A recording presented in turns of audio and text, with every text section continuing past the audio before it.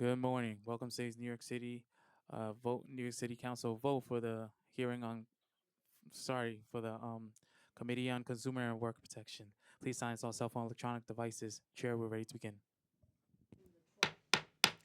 Good morning. I'm Julie Menon, Chair of the Committee on Consumer and Worker Protection, and welcome to today's vote on proposed introduction number 1193A and proposed introduction number 1308. First of all, I want to recognize my fellow committee members who are here, Councilmember Osei, Majority Leader Farias, Councilmember Abreu, Councilmember Brewer, and we'll recognize additional colleagues as they join. Proposed introduction number 1193A, sponsored by Councilmember Salam, would require home improvement contractors to disclose in writing whether there are any permits foreseeably required to perform the work specified in a contract. If so, they would need to disclose which permits are required and who's responsible for obtaining them, what actions need to be taken to obtain the permits, and how owners can verify the status of any permits. The bill would also require the Department of Consumer and Worker Protection to conduct an outreach and education campaign to raise awareness of these new requirements, and would require the Department of Buildings to conduct an outreach and education campaign on the watch list of contractors who have performed work without the required permits. Proposed introduction number 1308A, which I sponsored, would reform many of the city's business licensing laws to ease the regulatory burdens for small businesses without, of course, impacting consumer protection or enforcement. It would merge the electronic store and the electronic or home appliance service dealer licenses. Individual locksmiths and manufacturers of locks, for example, would no longer need to be licensed.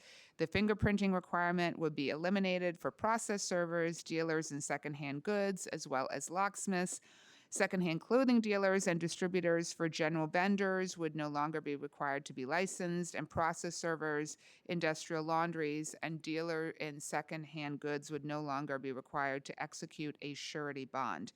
This bill would also eliminate fees for replacing lost or destroyed licenses so that, once again, we're making it easier on small businesses.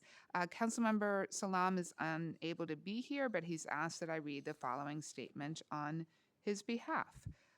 Thank you, Madam Chair, and thank you to the members of the committee for allowing me to submit this statement ahead of today's vote. Intro 1193A is about protecting New Yorkers, especially homeowners and tenants, from being taken advantage of by contractors who perform work without the proper permits. Too often, families invest their hard-earned savings into home improvements, only to later discover that the work was done illegally, leading to fines, unsafe conditions, or delays when trying to sell their homes.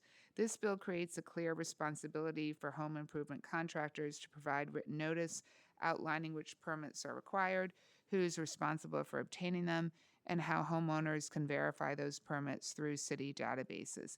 It empowers everyday New Yorkers to make informed decisions before signing a contract. It also directs the Department of Consumer and Worker Protection and the Department of Buildings to focus on outreach and education, not just enforcement. That means plain language materials in multiple citywide languages and online tools to help residents identify licensed contractors and understand their rights. Contractors who fail to disclose permit information will face fines of up to $500 per violation. And any unlicensed contractor performing work that requires a license will face misdemeanor charges punishable by up to 6 months in jail, a $1,000 fine, or both. In a city where home renovations are costly and complex, this legislation promotes transparency, fairness, and safety while helping ensure durable homes and reducing long-term maintenance costs. I want to thank my Director of Budget and Legislative Affairs, Mahfouzallah Hossein, for his leadership in bringing this bill forward, and the committee staff for their dedication and partnership. Okay, now I'm going to ask the clerk to call the roll. Good morning, William Martin, Committee Clerk. Roll call vote, Committee on Consumer and Worker Protection. Both items are coupled. Chair Menon. I vote aye, and congratulations to Councilmember Salam. Abreu. Aye. Brewer. Yes. Farias. How about I? Krishnan. Osei. I vote aye. With a vote of 5 in the affirmative, 0 in the negative, and no abstentions, both items have been adopted by the committee.